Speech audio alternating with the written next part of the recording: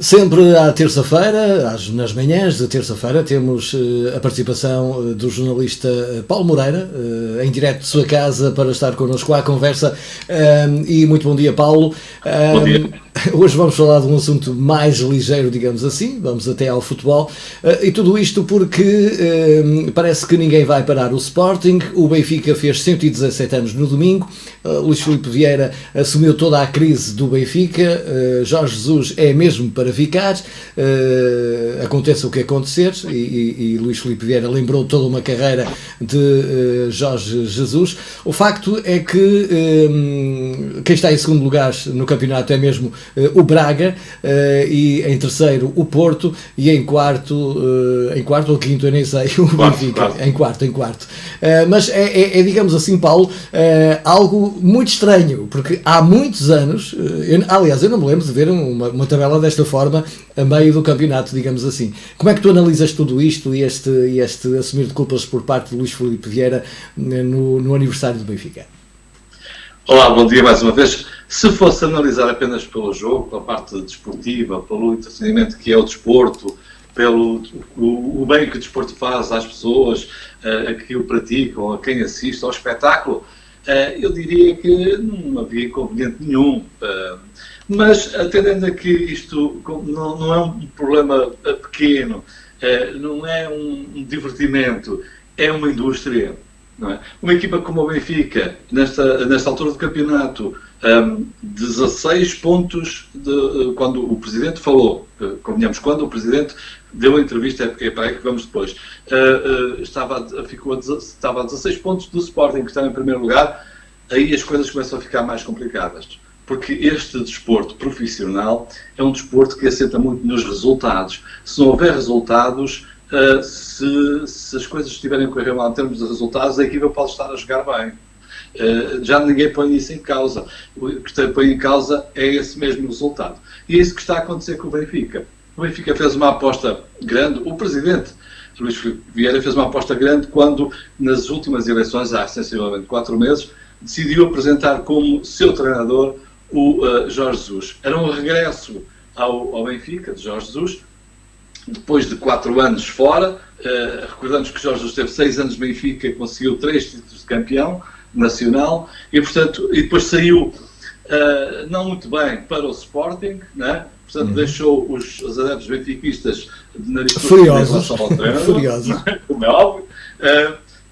O próprio Presidente, houve ali uma zanga entre Jorge Jesus e o Presidente, apesar de serem amigos, e chegou-se até a falar em discutir as questões depois em tribunal. Depois aquilo resolveu-se, não é? Mas saiu nessas condições. Portanto, quando o Luís Filipe Vieira apresenta o Jorge Jesus como treinador antes das eleições, portanto foi quase que um talismã para as eleições, muitos adeptos torceram o nariz. Não é? Ontem mesmo, no domingo, portanto, depois da entrevista, notou-se que aqueles comentadores benfiquistas que foram aos canais de televisão diziam mesmo isso, que, atenção, que muitos adeptos não estavam nem aí para o Jorge Jesus quando o Presidente o trouxe. Mas há uma coisa que o Presidente disse nessa entrevista e que eu achei muito curioso, eu gostava de ter a tua opinião como jornalista.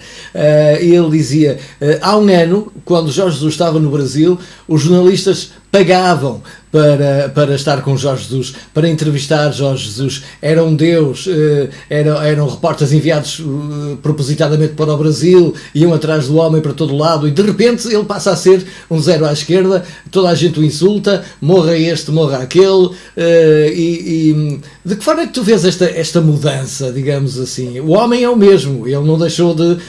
os resultados é que de repente começaram a não aparecer, mas é aquilo, há um ano até pagavam para o entrevistar, agora é o bota abaixo. Como jornalista, como é que tu vês esta... Claro, a forma como o Presidente do Benfica se referiu a esse facto dá a impressão de que os jornalistas os jornalistas que o apoiavam quando estavam no Brasil são os mesmos que o criticam agora.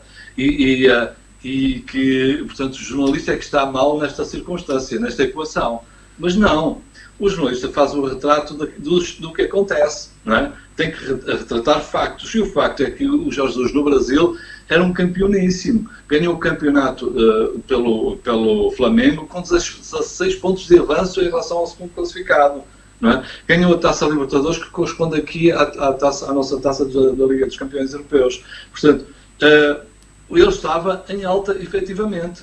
E quando veio para o Benfica, a expectativa, digamos assim, é de que trouxesse todo esse elan para o Benfica, criasse uma equipa tão capaz como foi o Flamengo de 2019 no Brasil, tão capaz que permitisse ao Benfica ganhar um avanço gigante logo nas primeiras jornadas, na primeira parte do campeonato, e que os distanciasse dos demais concorrentes no campeonato nacional, com um objetivo final, que é chegar à Liga dos Campeões Europeus e conseguir ter um bom desempenho.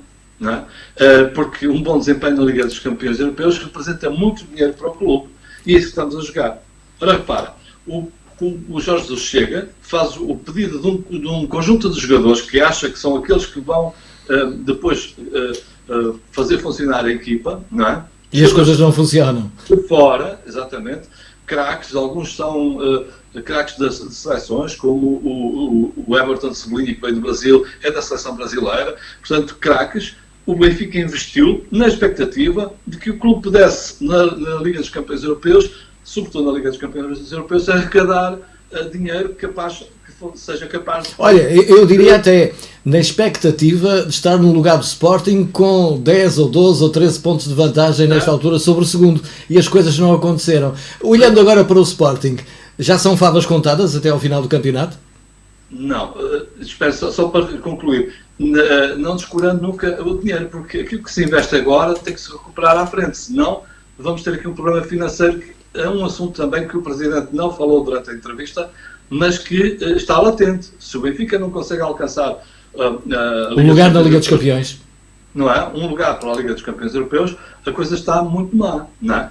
Agora, quanto ao Sporting, o Sporting, eu sigo aquilo que diz o treinador do Sporting, que tem que ser jogo a jogo. Sabes quantos jogos faltam para o final do campeonato? Faltam 13 jogos. 13 jogos são quase 40 pontos. O Sporting leva 16 do Benfica e leva... o Braga tem 46, portanto 46 para 55, leva ali 10 pontos, não é? 9 pontos do Braga. Sim, 9 pontos. 9 pontos, 10 do Futebol Clube Porto, por aí. Sim, 9, 10. São tantos que a gente até já se perde. 9 pontos. Repara que 9 pontos são 3 derrotas, não é? Se o Braga ganhar 3 jogos seguidos e o Sporting perder 3 jogos seguidos, empatam, não é? E faltam 13 jogos para o final. Portanto, dizer agora que o Sporting é já um campeão anunciado é só para... é folclore, não é? É folclore. Claro. Aliás, eu acho que podemos todos apostar que os 5 que vão à frente, todos eles vão perder pontos ainda até ao final do campeonato. Claro.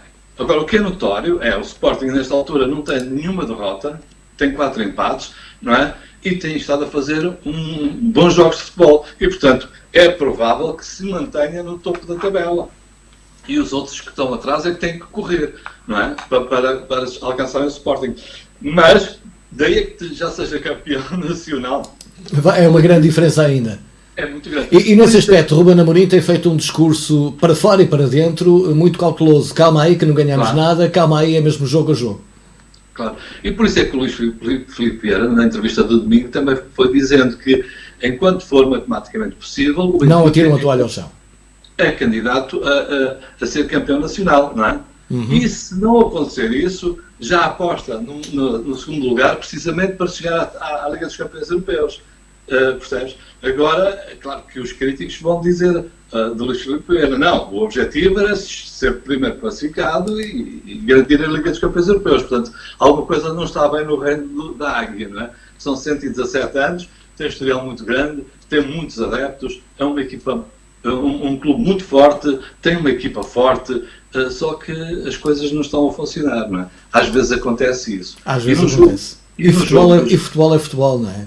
Exato, e no jogo, na forma de jogar de Jorge Jesus, isto pode acontecer com muita frequência.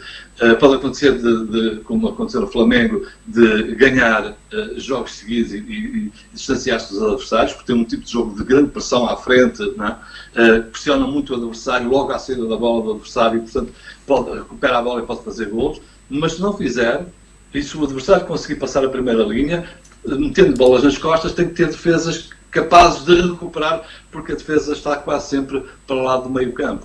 Não é? A defesa do Benfica está quase dentro do meio campo do adversário, quando o adversário está a sair com a bola. Portanto, pode ocorrer de sofrer golos em contra-ataque mais do que aquilo que era esperável.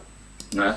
E, portanto, nessa circunstância, ou a equipa está a funcionar como um todo, capaz de subir e descer para tapar, ou se houver aí falhas no sistema defensivo, o Benfica corre o risco de perder até com equipas menos poderosas. E, portanto, se calhar é um bocado isso que está a acontecer. Enquanto não estiver toda a máquina oleada, pode acontecer isso. Agora, o campeonato está a passar, os adeptos veem os jogos a passar uns atrás dos outros e o Benfica não se chega lá à frente, não é? Vem aí pelo menos a Taça de Portugal e pode salvar a época, não digo, mas dar uma estrelinha brilhante à época do Benfica, claro. A Taça de Portugal. Que é outro objetivo. E é uma outra referência que o presidente do Benfica fez, que o Jorge Jesus também já tinha falado, é o facto de existir o Covid, não é? Esta coisa terrível. Sim. Que afeta os jogadores, sendo que aí o Covid também afetou os outros jogadores das outras equipas e, portanto... Mas eu creio que o Benfica terá sido a equipa mais atacada com todos os jogadores, com toda a equipa técnica, até com o presidente. Terá sido por aí. Embora o Covid tenha chegado a todos. Sim, eles dizem que foi por ter acontecido a todos ao mesmo tempo. Exato. Quase praticamente ao mesmo tempo. Se bem que ontem alguém disse que seriam 10 jogadores, dos 27 que se fala, apenas 10 tinham sido jogadores. Mas 10 jogadores num plantel é muito, e foram explicitados. Pode ser, é quase metade, não é?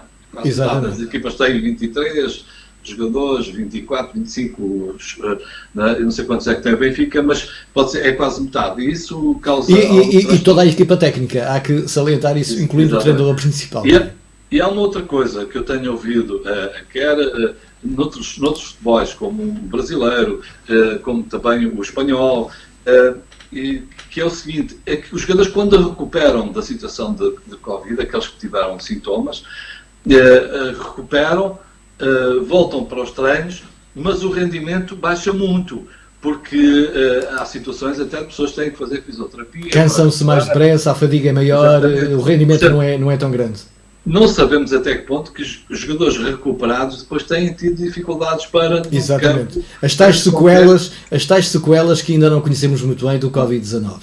Agora, como é que isto tudo se vai resolver? É jogando, não é? Ora, aí está.